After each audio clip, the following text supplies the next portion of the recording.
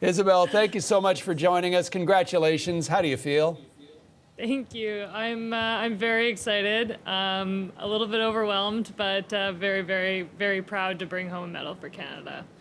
Let's talk about this. The first medalist at the Games. That must make it even sweeter. Yeah, it's pretty surreal right now. It's been quite an experience the last few hours, but yeah, very excited. First Canadian woman to climb the podium in long track since 2010. Let's talk about what was your attitude? What did you get on the ice with today in your mind?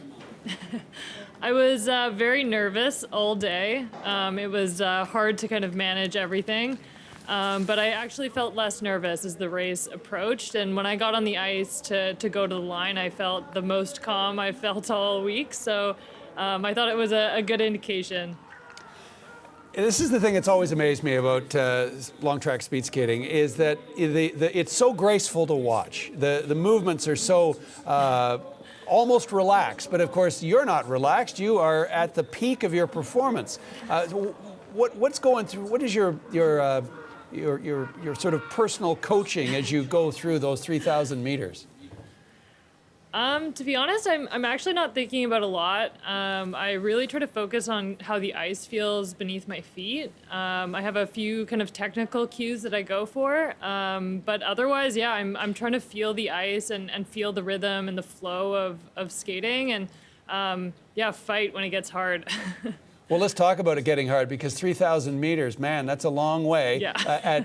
At full performance. How do you preserve your energy? How do you mete it out over those 3,000 meters?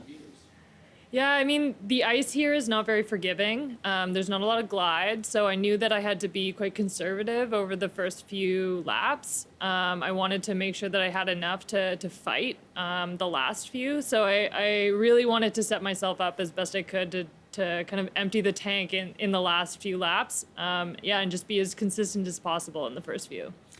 And what's it like knowing you've done your absolute best and then being in a position to have to wait to see where you stand?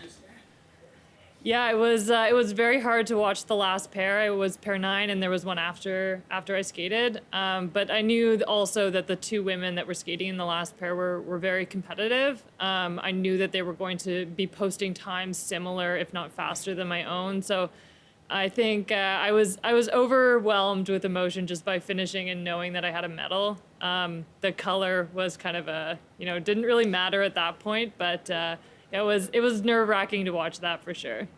The nerves, or at least the performance, must have been affected in some way by the fact that you didn't have family and friends to cheer you on. How does that play into your performance? Yeah, I mean, I really wish that I could be kind of sharing it with them in person right now. They've been such a force getting me here, supporting me for so long. And I feel very, very lucky that I have such a strong family network and support back home. I'm just looking forward so much to being able to share it with them when I head back to Canada. Okay, do we have time for one more question, or we've got to go?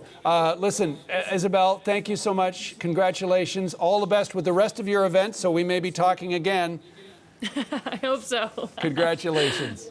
Thank you. Olympic medalist Isabelle Weidemann in Beijing.